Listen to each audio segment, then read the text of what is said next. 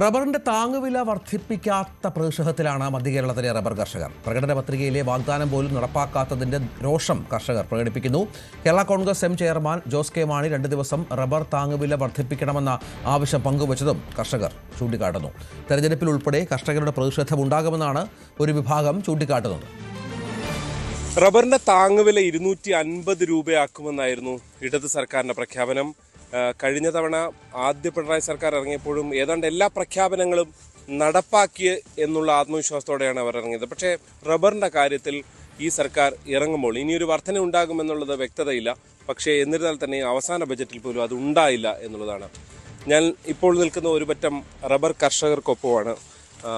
എന്തായിട്ട് നിങ്ങൾക്കൊരു പ്രതീക്ഷ ഉണ്ടായിരുന്നോ ഈ ഒരു അവസാന ബജറ്റ് ആണെങ്കിലും പ്രഖ്യാപനം വരുമെന്ന്? വലിയ പ്രതീക്ഷ ഉണ്ടായിരുന്നു. തീർച്ചയായിട്ടും എന്തെങ്കിലും ഒരു കാര്യം ഈ പ്രാവശ്യം കേരളത്തിലെ റബ്ബർ കർഷകർക്ക് വേണ്ടി ഈ ഗവൺമെൻറ്, പിണറായി വിജയൻ ഗവൺമെൻറ് ചെയ്യും എന്നൊരു ധാരണ മൊത്തത്തിലൊരു കർഷക ജനതയ്ക്കുണ്ടായിരുന്നു. പക്ഷേ അതിന് ഘടകവിരുദ്ധമായിട്ടാണ് ഇപ്പോൾ സംഭവിച്ചിരിക്കുന്നത്.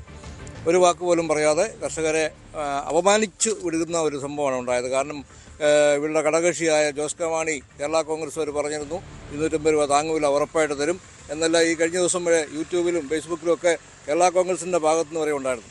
അപ്പോൾ ആ കേരള കോൺഗ്രസ് പാർട്ടിയെ വിശ്വസിച്ച് നിന്ന ചില കർഷക കൂട്ടായ്മകളുണ്ട്. അവരും കരുതി ഇതെങ്ങനെയായാലും ഘടകകക്ഷിയുടെ റെക്കമെൻഡോട് കൂടിയൊക്കെ വരുമെന്ന്. പക്ഷേ ഒന്നും സംഭവിച്ചില്ല. ഒരു വാക്ക് പോലും പറയാതെ ധനകാര്യമന്ത്രി ബഡ്ജറ്റിൽ ഈ കർഷകരെ നിരാശപ്പെടുത്തിക്കൊണ്ടാണ് ഇപ്പോൾ കടന്നു പോയിരിക്കുന്നത്. അത് ഇവിടുത്തെ റബ്ബർ കർഷകരെ വളരെ ദുരിതത്തിലാക്കുന്ന ഒരു സംഭവമാണ്. കാരണം അവർക്ക് ജീവിക്കാനായിട്ട് അനുദിന ജീവിതം ഇപ്പം വളരെ ബുദ്ധിമുട്ടാണ്. കാരണം വലിയ വിലക്കയറ്റമാണുള്ളത്. നമുക്ക് ഏത് സാധനങ്ങൾ മേടിക്കാനും ഒരു സാധാരണക്കാരൻ കടയിൽ ചെന്നാൽ അവന് ചിന്തിക്കാൻ പറ്റാത്ത തരത്തിലുള്ള വിലക്കയറ്റമാണ്.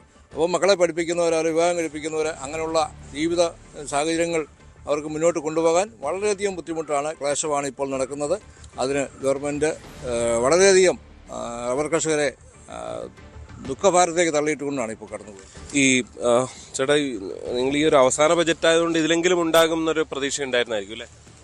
അങ്ങനെ ഒരു പ്രതീക്ഷ നമുക്കില്ല. മുൻ അനുഭവം കഴിഞ്ഞ 10-9 കൊല്ലത്തെ അനുഭവം വെച്ചുകൊണ്ട് നോക്കുമ്പം ഈ അടുത്തൊന്ന് കൂട്ടിയല്ലോ, ഏതാണ്ട് 200 വരെ ആക്കിയായിരുന്നല്ലോ. അത് കൂട്ടി ഇതൊക്കെ പ്രഹസനങ്ങളാണ്. ഈ കാര്യങ്ങൾ വസ്തുനിഷ്ഠമായി പരിശോധിച്ച് നോക്കുമ്പോൾ അത് കൂട്ടലൊന്നുമല്ല, ഓട്ടോമാറ്റിക്കായിട്ട് വന്നിട്ടുള്ളതാണ്. അതിൻ്റെ പേരിൽ ആർക്കും പ്രയോജനം കിട്ടിയിട്ടില്ല. 250 ആക്കിയിരുന്നത് നിങ്ങൾക്ക് പ്രയോജനം കിട്ടില്ലായിരുന്നു? ഇത്രയും പ്രയോജനമില്ല. ഞങ്ങൾ അതിൽ നിന്ന് റബ്ബർ കൃഷി ഉപേക്ഷിച്ചു. ആളുകൾ കാര്യത്തിലേക്ക് കടക്കണം. ഡിപ്പാർട്ട്മെൻറ്റോ ഈ കൃഷി വകുപ്പോ ഗവൺമെൻറ്റോ ബോർഡോ കാര്യത്തിലേക്ക് കടന്നിട്ടില്ല. 4-1 തോട്ടം ഇവിടെ ഉപേക്ഷിച്ചു. എന്തുകൊണ്ടാണ് ആ കാര്യം ആരും ചിന്തിക്കാത്തത്? ഉപേക്ഷിച്ച തോട്ടം വീണ്ടും വെട്ടണമെന്നുണ്ടെങ്കിൽ ഉടമകൾക്ക് കൂടുതൽ ആനുകൂല്യം കൊടുക്കണം. അവരാ തോട്ടം ഉപേക്ഷിച്ച് പോയി. സർക്കാരും ഈ റബ്ബർ കൃഷിയെ അങ്ങ് ഉപേക്ഷിച്ചു. അതുകൊണ്ട് എന്ത് പറ്റി? രാജ്യത്ത് റബ്ബറില്ലാതെ വന്നു. 2024-25 14 ലക്ഷം ടണ്ണ് ആവശ്യമുള്ളിടത്ത് ഇനി ഒരു 5 കൊല്ലം കൊണ്ട് കഴിയുമ്പോൾ എത്ര ലക്ഷം ടൺ വേണം? എവിടെ നിന്നായി ഈ റബ്ബർ കിട്ടുന്നത്? ഇപ്പോഴത്തെ ഉൽപ്പാദനം കേരളത്തിൽ 5 ലക്ഷമായി കുറഞ്ഞു, 5-6 ലക്ഷമായി കുറഞ്ഞു. ബാക്കി മുഴുവൻ വടക്കേ ഇന്ത്യയിൽ നിന്ന് ഒരു 2 ലക്ഷം കൂടെ കിട്ടും. ബാക്കി എവിടെ നിന്നാണ് റബ്ബർ?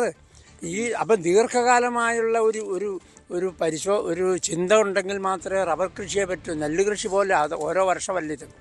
ആളുകൾ ഇതിൻ്റെ അകത്ത് നിന്ന് മാറി അവർ വേറെ കൃഷി ചെയ്യുന്നു. എൻ്റെ തോട്ടം തന്നെ ഞാനിപ്പോൾ റബ്ബർ വെട്ടിക്കളഞ്ഞതാണ്. അതുപോലെ എത്രയോ തോട്ടങ്ങൾ അപ്പുറത്ത് നോക്കിയാൽ നിങ്ങൾക്കറിയാം റബ്ബർ തോട്ടമായിരുന്നു.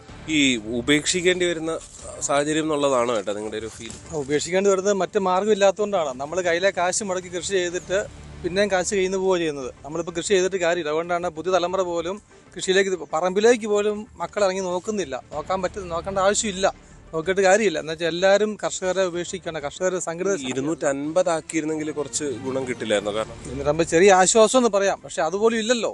ഒരു പ്രതീക്ഷ ഇല്ലാത്ത അവസ്ഥയിലല്ലേ കർഷകരെ ആരാ രക്ഷിക്കുന്നത്? നിലവിൽ എത്രയാണ് വിലയുള്ളത്? ഇപ്പോൾ 150 രൂപയൊക്കെ ഉണ്ടെന്ന് പറയുന്നു.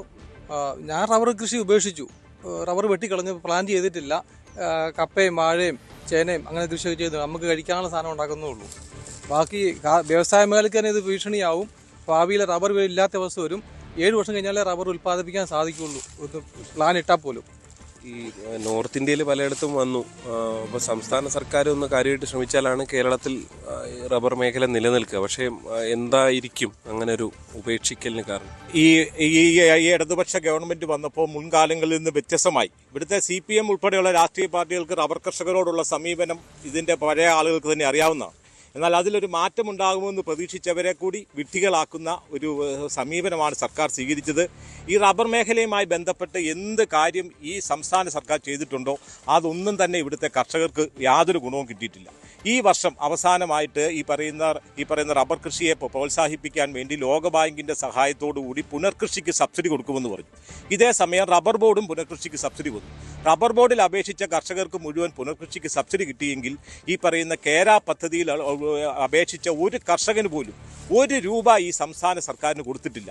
എന്ന് പറഞ്ഞാൽ റബ്ബർ കർഷകരുടെ പേരിൽ വേൾഡ് ബാങ്കിൽ നിന്ന് പണം എടുത്തിട്ട് അവരുടെ സ്വന്തം ആവശ്യങ്ങൾക്ക് വേണ്ടി വകമാറ്റി ചെലവഴിച്ച ഒരു ഗവൺമെൻറ്റാണ്. രണ്ടാമത് ഇപ്പോൾ ബഡ്ജറ്റിൽ ഇത് അവസാന ബഡ്ജറ്റായി ഗവൺമെൻറ്റിൻ്റെ. കൂടുതൽ വാർത്തകൾക്ക് news 18 Keralam YouTube channel subscribe ചെയ്യുക.